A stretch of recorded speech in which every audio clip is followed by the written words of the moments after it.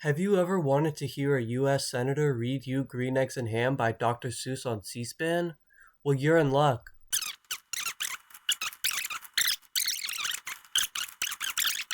Due to the Senate operating under the principle of unlimited debate, which is defined as all members may speak for as long as they wish, that is totally allowed. This is considered a filibuster, which is an action designed to prolong debate and delay or prevent a vote on a bill, resolution, amendment, or any other debatable question. Due to this legal obstruction of justice, the allowed length of a filibuster and number of votes needed for closure has to be changed because of its continuous abuse to slow down, if not stop, the passing of important legislation. What actually is a filibuster and how did it come to be in the United States government? Loquacious individuals have existed much longer than the United States government, but specifically intending to waste time in the passing of bills, such as the Bill of Rights or any other type of legislation, was around since the conception of a democratic government. Specifically, Cato the Younger, a well-known contrarian to Julius Caesar in the Roman Empire who is considered to be the moral model and incorruptible in comparison to Caesar. He was also known for his excessively long speeches, being known to talk for a full day's time. After being beat out by Caesar in the running to become ruler of Rome after the Battle of Thapsus, he chose suicide, depicted in the oil painting The Suicide of Cato. The first appearance of this frustrating technique in the history of the United States was on 1789, March 4th, in the New York City Federal Hall, where the very first Senate meeting was held, marking the start of a fundamental part of our American government.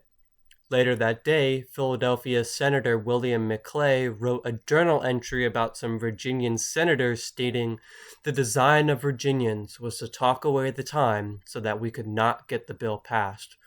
Although the practice wasn't as popular in the 18th century, it became more commonplace in the mid-19th when it got its infamous name. The word filibuster comes from the French word filibuster, used to describe Jacques de la Haye, a French female pirate born in 1630 in Saint-Dominique, a French colony around Haiti, to a French father and Haitian mother, making her mixed race, although many depictions of her give her white skin and ginger hair. She fortunately has a more accurate depiction in the book The Ballad of Jacques de la Haye, written by Briony Cameron, a queer POC writer. Jacques rose to fame so much so that she chose to fake her own death to avoid the law after becoming a war hero. She lived as a man for many years under an alias, but made the return referring to herself as Back from the Dead Red in reference to her red hair.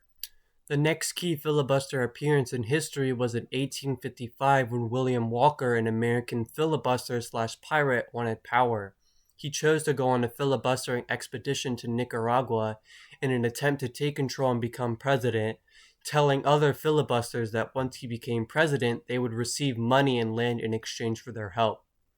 His plan was to fight his way to president, then reinstate slavery to gain approval from the liberal pro-slavery factions. His attempts at building a slave labor-based country was hurting business for the British and Cornelius Vanderbilt, so only a year later, unsurprisingly, he was dethroned and thrown out by Central American armies after building more disapproval for America from Central American citizens, as well as separating himself from the factions, ending his year-and-a-half-long run as president. The first appearance of the word in federal government was in 1853 when a senator called a group of time-wasting elected officials a group of filibusters during a Congress meeting. Knowing the etymology of filibuster now, you see that the well-known word used in the political lexicon has always been about the oppression of minorities to benefit the wealthy, which is how the filibuster continues to be used today. Now that we understand what a filibuster is, we now need to focus on the implications of having such a volatile rule in government. Originally, unlimited debate was allowed in the Senate as well as the House of Representatives, so the entire legislative branch of the US government. But in 1842, speeches were no longer unlimited and were capped. I couldn't find out how long it was originally, But because of that, people started using a different technique called the disappearing quorum, where a representative would decline to vote or leave the room to stop a bill from getting the amount of votes needed to pass. Due to this attempted solution failing in 1890, they adopted a new system based around the time of day of the week, and how far along they were into reviewing legislation to determine the allotted amount of time per speech. This also came along with an elaborate set of stipulations to determine the order of speeches, as well as special cases when longer speeches are allowed. Unfortunately, this still has a loophole that allows the House Speaker, Majority Leader, and Minority Leader to speak for as long as they'd wish. A more modern day example of this was in 2021 when then current Speaker of the House Kevin McCarthy spoke for a record-breaking 8 hours and 33 minutes to protest the Building Back Better Act, an originally mind-boggling $3.5 trillion Democratic reconciliation bill intended to help fund solutions to climate change and social reformation. Because the bill was introduced by President Biden and was a Democratic reconciliation, it was unable to be filibustered against in the Senate, so Mr. McCarthy took it upon himself to stop the passing of the bill.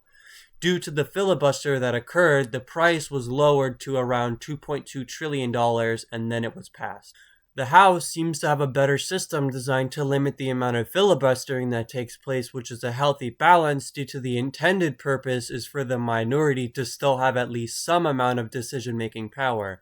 But I can't say the same for the Senate.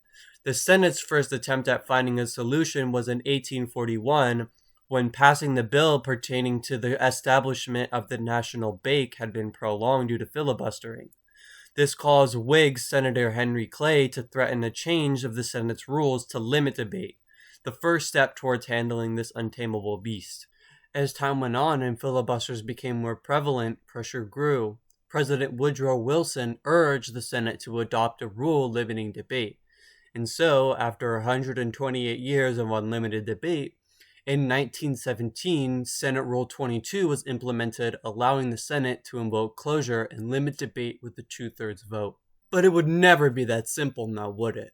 To invoke closure before you even get to the voting part, you have to gather at least 16 senators to sign a closure motion that says, "We, the undersigned senators, in accordance with the provisions of Rule 22 of the Standing Rules of the Senate, do hereby bring to close debate on the measure referring to whatever legislation is being filibustered."